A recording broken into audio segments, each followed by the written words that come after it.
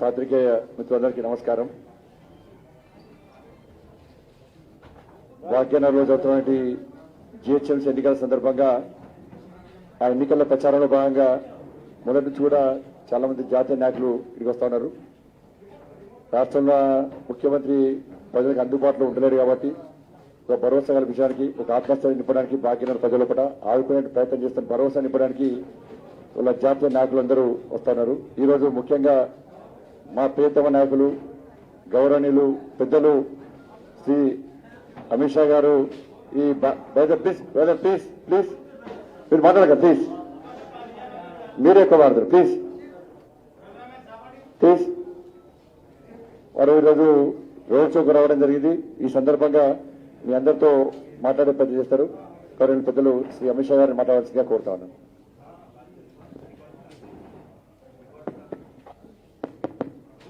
Hello आज की press वार्ता में आप सभी का भारतीय जनता पार्टी की ओर से मैं स्वागत करता हूं. सबसे पहले मैं हैदराबाद शहर की जनता का हृदय से धन्यवाद करना चाहता हूं, क्योंकि आज जिस प्रकार का स्वागत हैदराबाद के रोड पर मैंने देखा है, शायद ही मैंने तेलंगाना में, हैदराबाद में, अन्य हिस्सों में भी इस प्रकार का स्वागत देखा है. जिस गर्मजोशी के साथ हैदराबाद की जनता ने भारतीय जनता पार्टी के नेताओं का स्वागत किया है और अपना समर्थन इस चुनाव में मोदी जी के नेतृत्व पर, हमारे प्रदेश नेतृत्व पर और भारतीय जनता पार्टी के लिए जताया है, इसलिए मैं हैदराबाद की जनता का हृदय से धन्यवाद करना चाहता हूं. पूरे रोड पर जहां पर भी गए 1 इंच भी जगह खाली नहीं दिखाई पड़ती थी और मुझे भरोसा है रोड शो को देखकर कि इस बार भारतीय जनता पार्टी सीट बढ़ाने के लिए, संगठन बढ़ाने के लिए नहीं लड़ रही है. इस बार चुनाव के बाद हैदराबाद में मेयर भारतीय जनता पार्टी का होगा, ये हैदराबाद की जनता ने स्पष्ट कर दिया है. मित्रों, हैदराबाद के अंदर विश्व भर के आईटी हब बनने की सभी संभावनाएं पड़ी हुई है, मगर आईटी हब तब बनता है जब इसके अनुरूप इंफ्रास्ट्रक्चर यहां पर बने. और इंफ्रास्ट्रक्चर, शहर का इंफ्रास्ट्रक्चर, अर्बन इंफ्रास्ट्रक्चर बनाने का जिम्मा म्युनिसिपल कॉरपोरेशन का होता है. हालांकि केंद्र सरकार और राज्य सरकार की अनेक प्रकार की ग्रांटें मिलती हैं, मगर इसका इंप्लीमेंटेशन ये शहर के शासन के हाथ में, म्युनिसिपल कॉरपोरेशन के हाथ में होता है. और मुझे कहने में कोई संकोच नहीं है कि जिस प्रकार का कॉरपोरेशन यहां टीआरएस और मजलिस के नेतृत्व में चला है, वो हैदराबाद को आईटी हब बनने के लिए, विश्व का आईटी हब बनने के सबसे बड़ा रोड़ा है. अभी ही बारिश में पानी भर गया, लगभग 7 लाख लोगों के घर में परेशान हो गए, पानी भर गया. 6 साल से स्टॉर्म वाटर की एक भी लाइन, इसका सिल्टिंग नहीं हटाया गया, नालों का सिल्टिंग नहीं हटाया गया. पानी नहीं भरेगा तो क्या होगा? मजलिस साथीदार है, मजलिस के इशारों पर अवैध कंस्ट्रक्शन चलते हैं, एपीसमेंट होता है. इसके कारण पानी की निकासी के मार्ग के अंदर अवैध कंस्ट्रक्शन जो हुए हैं, उसने भी पानी भरने में, जमाव होने में बहुत बड़ी भूमिका निभाई है. मैं हैदराबाद की जनता को विश्वास दिलाना चाहता हूं कि एक बार आप भारतीय जनता पार्टी को यहां मौका दीजिए. हम सारे इलीगल कंस्ट्रक्शन जो पानी की निकास के मार्ग में है, उसको हटाकर कभी भी हैदराबाद के अंदर पानी भरे ऐसी स्थिति नहीं लाने देंगे. मैं आज ये प्रेस वार्ता में ये भी पूछना चाहता हूं कि जब पानी भर गया तब श्रीमान केसीआर कहां थे? उनके निवास के सामने की कॉलोनियों में भी पानी भरा.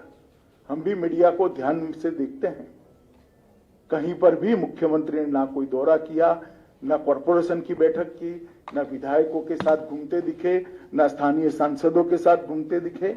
जब हैदराबाद की जनता इतनी बड़ी मुसीबत में थी तब मुख्यमंत्री कहां थे, ओवैसी कहां थे?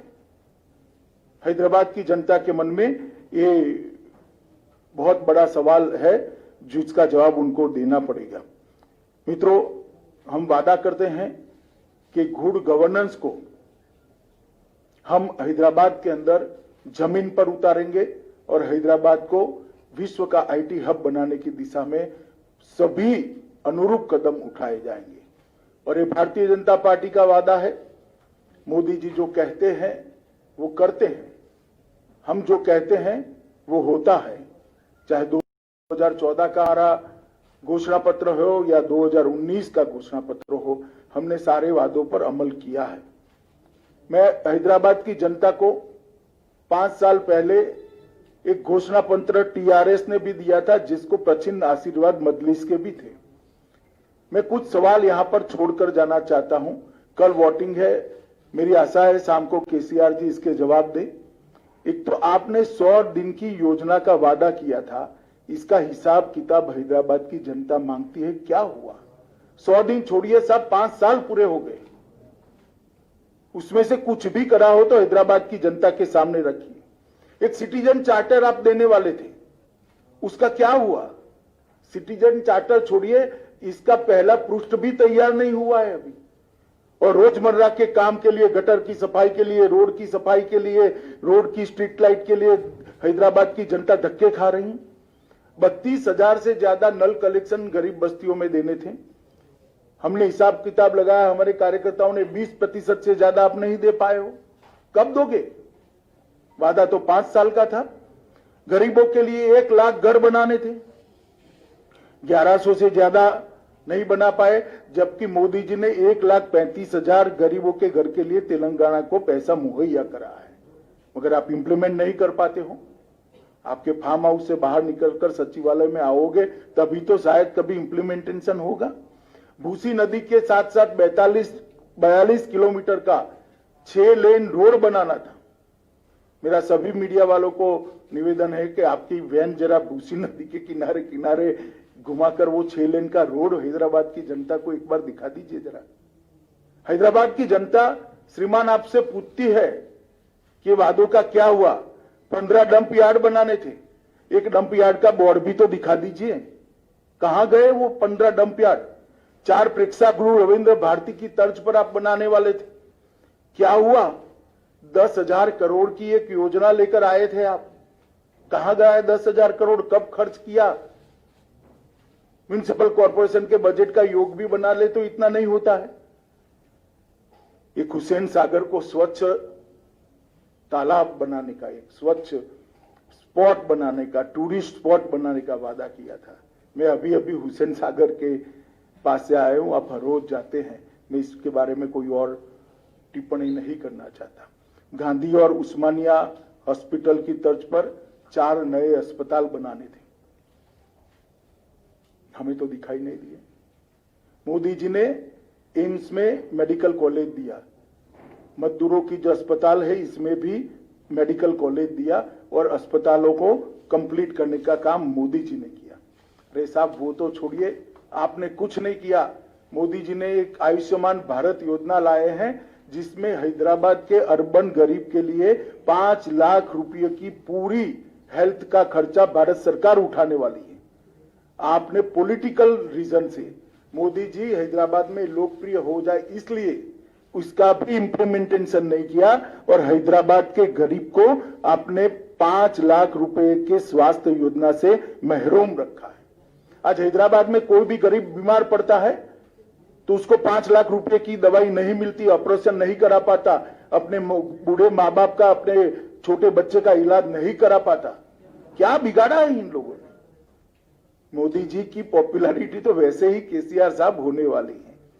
भारतीय जनता पार्टी की सरकार ने हैदराबाद और तेलंगाना के लिए काफी कुछ किया है।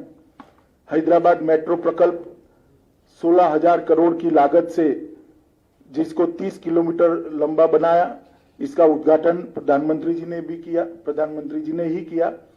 प्रतिष्ठित शैक्षणिक संस्थानों की स्वीकृति की 4 बनाए हैं। Biodiversity research centre Hyderabad, centre for innovation for defence excellence Hyderabad, ऐसे 4 बनाए हैं। 40,800 करोड़ की इंफ्रा योजनाओं की घोषणा हम पहले ही कर चुके हैं, जिसमें हैदराबाद बेंगलुरु राजमार्ग, हैदराबाद विजयवाड़ा राजमार्ग, शहरी क्षेत्र के विकास के लिए अमृत मिशन लाया। ग्रेटर हैदराबाद नगर निगम में 3.30 करोड़ मूल्य के 2 पार्क विकसित किए गए। GHMC की लिए क्रेडिट रेटिंग की पूरी करने के लिए हमने इनिशिएटिव लिया। सबसे बड़ी बात हैदराबाद शहर के गरीबों के लिए, अभी कोरोना काल के बाद Modi ji PM street vendor योजना लेकर आए। ये पीएम स्ट्रीट वेंडर योजना गरीब रेडी वालों के लिए, और मुझे कहते हुए आनंद होता है कि सबसे ज्यादा पीएम स्ट्रीट वेंडर योजना का फायदा अगर किसी एक राज्य को मिला है तो तेलंगाना को मिला है। 3 लाख लोगों को पीएम स्ट्रीट वेंडर योजना के तहत लोन देने का काम किया गया, और सबसे ज्यादा किसी बड़े शहर में दिया गया है तो हैदराबाद को दिया गया है। 30,000 से ज्यादा पीएम स्ट्रीट वेंडर के लोन दिए गए। लगभग और 72 किलोमीटर लंबी रेल परियोजना मेट्रो की लागू हो रही है।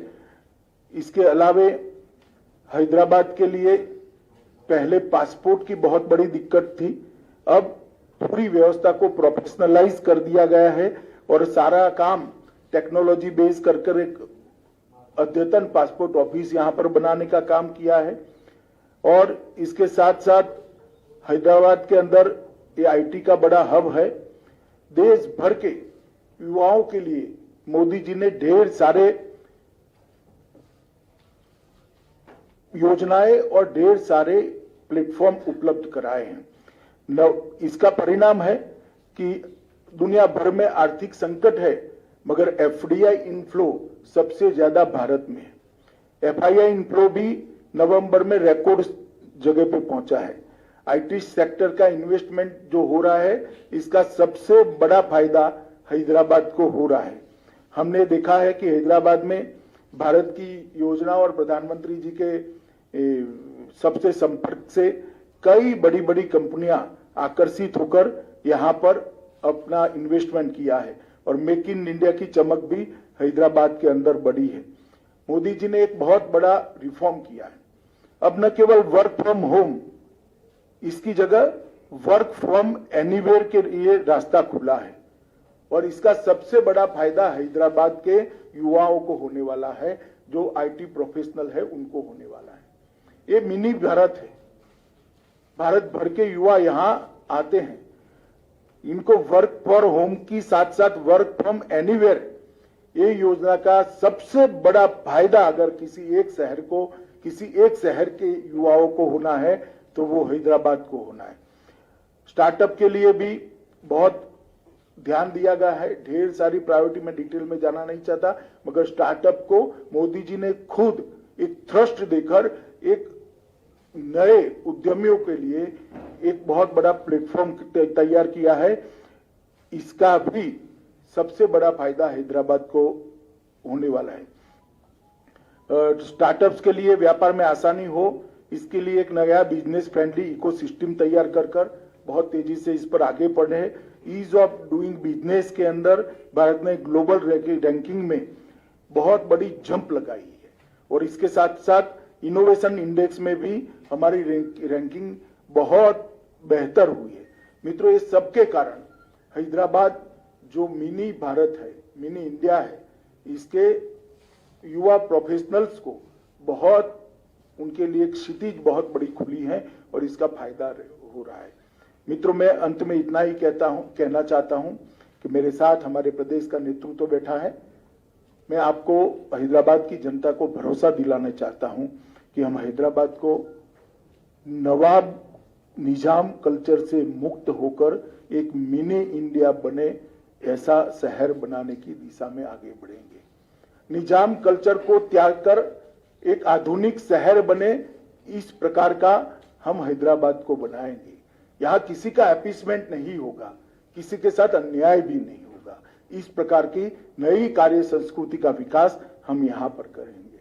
हम डायनेस्टी से डेमोक्रेसी की ओर जाना चाहते हैं, चाहे ओवैसी साहब की पार्टी हो, चाहे टीआरएस की पार्टी हो। हमें तो बहुत सवाल करती हैं, मगर मैं पूछना चाहता हूं कि इतने बड़े तेलंगाना में आपके परिवार के अलावे आपको कोई नहीं मिलता है जी?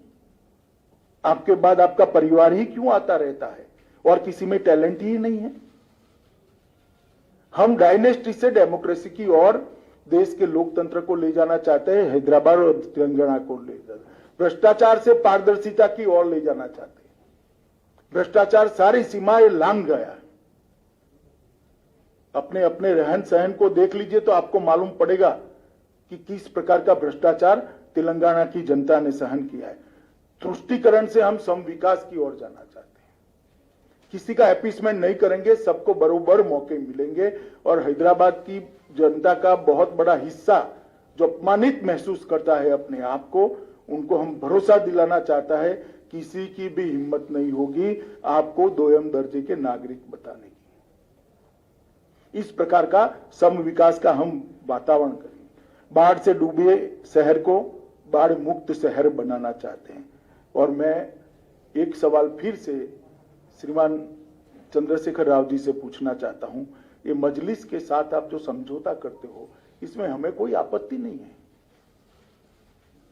कोई आपत्ति नहीं। कर सकता है, लोकतंत्र में कोई भी व्यक्ति किसी के साथ भी जाता है, मगर गुप्त समझौता क्यों करते हो? इतनी हिम्मत क्यों नहीं है कि मजलिस के साथ खुलेआम सीट शेयरिंग कर कर लड़े? एक कमरे के अंदर इलू इलू कर कर आप सीटें बांटते हो। सार्वजनिक रूप से हैदराबाद की जनता के सामने अभी भी प्रचार में 1 घंटा बाकी कह दीजिए कि हां हमारा मजलिस के साथ समझौता है। क्यों हिम्मत नहीं है आपकी? इसका जवाब केसीआर और मजलिस दोनों ने होना चाहिए। और मित्रों, मैं मानता हूं कि आज सरदार पटेल के कारण ही कि हमारा तेलंगाना यहां से लेकर मराठावाड़ा तक और हैदराबाद भारत के साथ जुड़ा हुआ है। जिन्होंने उस वक्त पाकिस्तान में जाने की मुहिम चलाई थी, वो सभी संस्कृति से, ये निजाम संस्कृति से हम मुक्त कर कर एक विकसित शहर हैदराबाद को देना चाहते हैं। इसलिए मेरी हैदराबाद की जनता से करबद्ध निवेदन है कि एक मौका भारतीय जनता पार्टी को दीजिए। हम हैदराबाद को विश्व का आईटी हब बनने के लिए पूरे इंफ्रास्ट्रक्चर की तैयारी करेंगे और मोदी जी का आशीर्वाद है ही है तो हैदराबाद अपने आप आईटी हब बनेगा, इसको मुझे भरोसा है। मेरी बात समाप्त हुई। आप एक एक कर सवाल पूछ सकते हैं। यहां से कोई जो नाम बोलेंगे उसको करेंगे। जल्दबाजी मत करिए, सब सवालों के मैं जवाब दूंगा।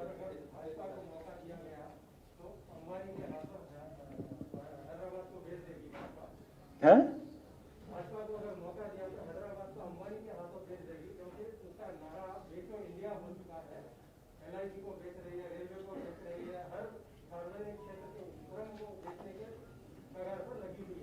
चलिए साहब, ये सबको इसका जवाब मालूम है।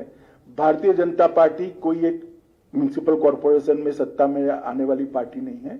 हमारा इस देश के 17 से ज्यादा राज्यों में शासन है, केंद्र में कई बार हम शासन में रहे हैं। हमें देश की जनता जानती है और बार बार वोट भी देती है। जो ये आरोप लगाते हैं उन्होंने आत्मचिंतन करना चाहिए कि उन्होंने क्या करा है।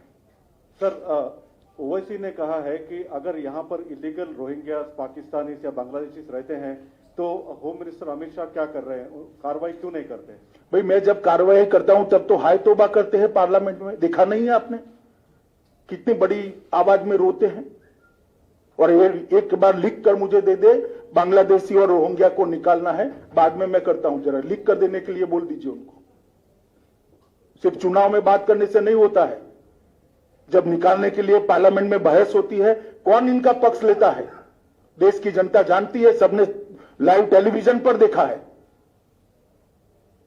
भरत यार, केसीआर सर ये कहते हैं, केसीआर चीफ मिनिस्टर ये कहते हैं कि सेंट्रल की तरफ से कोई फंड्स नहीं पहुंचे हैं स्टेट गवर्नमेंट को, जबकि जब बाढ़ आई है कहीं भी होने दो, कुछ सेंट्रल की तरफ से उनको कोई बहुत समय से केसीआर सचिवालय नहीं गए हैं, इसलिए इनको आंकड़े मालूम नहीं है। मैं बता देता हूं, 224.50 करोड़ फर्स्ट इंस्टॉलमेंट एसडीआरएफ का हमने दे दिया था और 3 नवंबर को 224.50 करोड़ टोटल सिर्फ हैदराबाद के लिए 500 करोड़ रुपया अप्रोक्सीमेटली हमने दिया है। जरा वो कल जांच कर ले और रेगुलरली सचिवालय में जाए तो ऐसी गड़बड़ नहीं होगी। भरत 2018 असेंबली इलेक्शन में आप तो सिर्फ एक सीट जीता, लेकिन उसके बाद सिचुएशन में इंप्रूवमेंट हो गया। पार्लियामेंट इलेक्शन में 17 में 4 सीट जीता, उसके बाद दुब्बा का बाई इलेक्शन भी जीता। अभी जीएचएमसी में कंफर्टेबल पोजीशन। क्या बीजेपी हाईकमांड ये मानते हैं कि साउथ में कर्नाटक के बाद तेलंगाना पोटेंशियल स्टेट है सत्ता में आने के लिए? नहीं, बिल्कुल। हम भारतीय जनता पार्टी आज मुख्य विपक्ष की जगह ले चुकी है और अगले चुनाव में यहां पर भारतीय जनता पार्टी की सरकार निश्चित रूप से बनने वाली है और इसके लिए हमारा तो कार्यकर्ताओं का योगदान है, जनता का सपोर्ट है, मगर केसीआर का भी बहुत सपोर्ट है। जिस प्रकार से वो सरकार चला रहे हैं तो वो यहाँ की जनता भारतीय जनता पार्टी की ओर तेजी से बढ़े। करप्शन एलिगेशंस आप लगा रहे हैं, लेकिन उसका कालेश्वरम या मिशन भगीरथ उसके ऊपर सेंट्रल एजेंसी से क्यों इन्वेस्टिगेशन नहीं कर पा रहा? चलिए, आपका सुझाव आ गया है। टीआरएस का आरोप है कि आप लोग जो बड़े नेता बीजेपी आ रहे हैं दिल्ली से सिर्फ हैदराबाद के चुनाव को पोलराइज करने के लिए आ रहे हैं।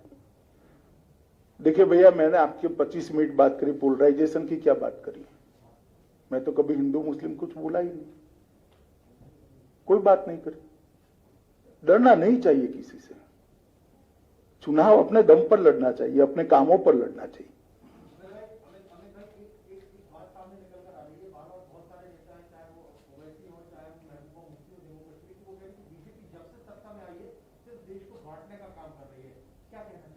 देश तो भैया 1947 में बटा था, उसके बाद बटा ही नहीं है।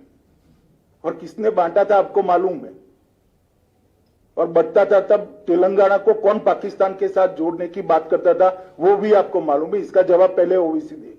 अमित जी, आपने चुनाव प्रचार आज जो रोड शो की शुरुआत की है वो भाग्य लक्ष्मी मंदिर आप गए हैं। भाग्य नगर नाम बदलने की मांग बीजेपी की ओर से उठाई जा रही है। आपका भाग्य लक्ष्मी मंदिर जाना, वहां से पूजन करके शुरुआत करना, क्या ये उसी बात को रिफ्लेक्ट करता है? देखिए, मैं भाग्यलक्ष्मी मंदिर के अंदर मेरी व्यक्तिगत श्रद्धा के मां के चरणों में रखने के लिए गया हूं। इसके कोई गलत अर्थ न निकाले जाए। भाग्यनगर आप चाहते ना बदला जाए? मैंने जो कहना था वो कह दिया ना भैया। मैं भाग्यलक्ष्मी मंदिर में मां के दर्शन करने के लिए गया था, इसके और कोई निहितार्थ निकालने की जरूरत नहीं। पिछले सालों में कभी हैदराबाद ने ये नहीं देखा कि इतने बड़े नेता बीजेपी के म्युनिसिपल कॉर्पोरेशन इलेक्शन के लिए आए हैं, तो क्या ये कहना सही होगा एमआईएम के नेता बिहार जा रहे हैं, 5 इलेक्शन वहां पर जीत चुके हैं, तो इसलिए इसी साल असदुद्दीन के गढ़ एमआईएम के गढ़ सारे नेता आ रहे हैं बीजेपी? देखिए, जहां तक भारतीय जनता पार्टी का सवाल है, कोई चुनाव को हम छोटा नहीं मानते हैं। कई चुनावों के अंदर हमारे राष्ट्रीय नेतृत्व ने म्युनिसिपल कॉर्पोरेशन के चुनाव में हिस्सा लिया है और हमारे लिए जनता जहां मैंडेट देती है वहां हमारी आइडियोलॉजी का, हमारे डेवलपमेंट के एजेंडा का और मोदी जी के विजन का प्रचार करना ये हमारा अधिकार है और हम हैदराबाद के चुनाव को छोटा नहीं मानते। जो लोग गली का चुनाव मानते हैं वो कम से कम गली साफ करना भूल गए हैं, इसलिए उनको थोड़ी प्रॉब्लम है। गली साफ कर दी होती तो इनको इतनी बड़ी प्रॉब्लम न होती। चलो, बहस नहीं कर सकते भैया। आपका जवाब आ गया भैया। अमित शाह जी, मधु भारत टुडे से है, आपको 2 सवाल है। एक सवाल एक ही पूछो आप। एक में 2 सवाल पूछूंगा। केसीआर ये बोल रहा है कि कल बात करते हुए दुबला केसीआर को मारने के लिए दिल्ली से इतने लोग, बड़े लोग आना चाह रहे। और एक दूसरा सवाल क्या है कि पुलिस वाले को बिहेवियर और फोन टैपिंग हो रहा उनके भी बोल रहे हैं। वो 2 बातों पर क्या? देखिए, ऐसे रिस्पॉन्सिबल आरोप मुख्यमंत्री की जगह पर बैठे हुए व्यक्ति ने नहीं दिखाने चाहिए। फोन टैपिंग का उनके पास कोई कॉन्क्रीट एविडेंस है तो मुझे शिकायत करनी चाहिए, हम तुरंत जांच करेंगे और सब पर कदम उठाएंगे। एक और इतने दुबले व्यक्ति को हम मारने नहीं आए। चुनाव के लिए इनकी सोच क्या है? एक दूसरे को मारना होता है क्या?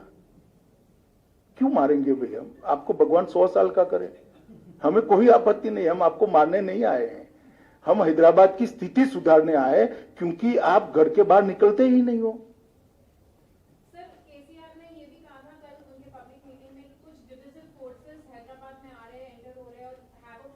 ओवैसी जी के लिए क्या है?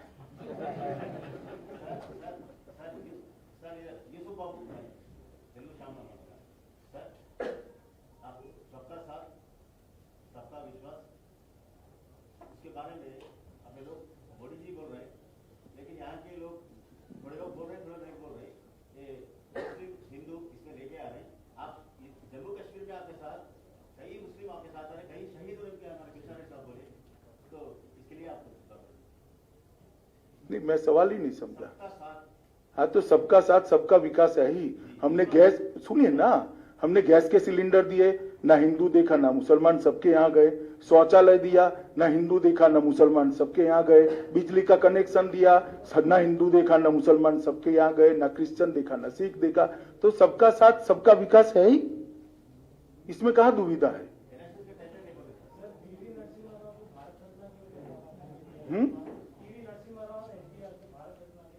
चले, ऐसे मामले यहाँ नहीं चर्चा होती हुई है।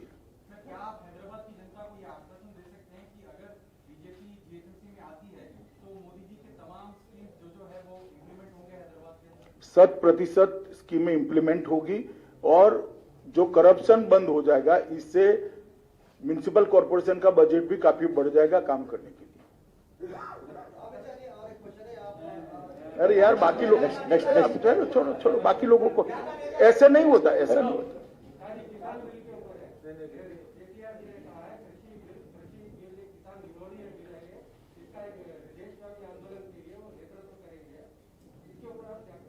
नहीं, कोई डेमोक्रेसी में सबको अधिकार है, मगर मैं इतना स्पष्ट कहना चाहता हूं कि तीनों बिल जो है किसान रिफॉर्म्स है, वो किसानों के भले के लिए है। और बहुत समय के बाद किसान एक जकड़ी हुई व्यवस्था से बाहर आने वाला है। राजनीतिक विरोध जिनको करना है वो कर सकते हैं, और केसीआर भी पूरे देश में घूमना है तो घूम ही सकते हैं। 19 में भी घूमे थे, अपने राज्य में स्थिति क्या हुई आपको मालूम ही है।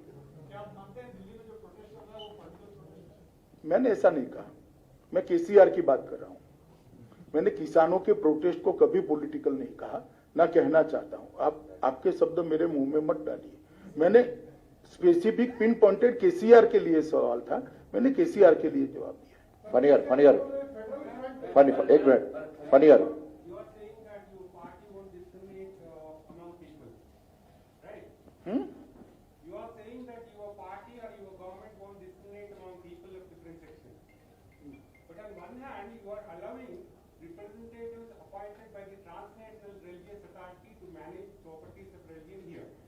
On the other hand, you have taken over the property, 50 properties of 52 temples in Uttarakhand and made chief minister as the board chairman.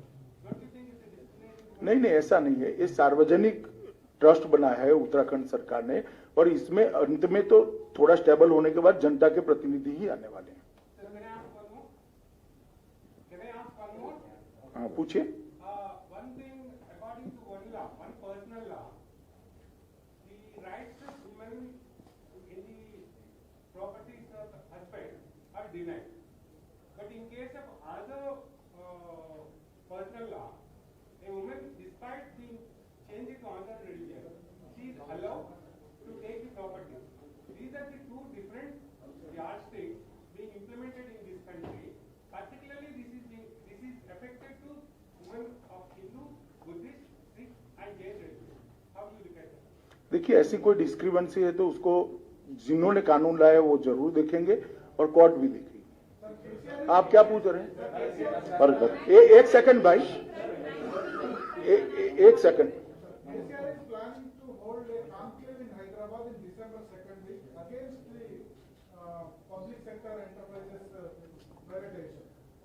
देखिए, केसीआर हमेशा ऐसे काम ऐसा करने का बहुत प्रयास किया। 19 में भी आपको याद होगा एक विमान किराए पर रखा था और लगभग 16 राज्य में गए थे, सीटें आधी हो गई। यहाँ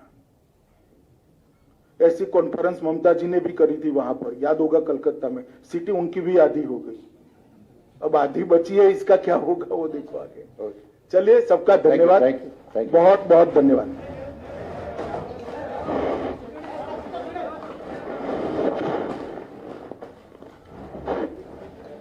थैंक यू वेरी मच।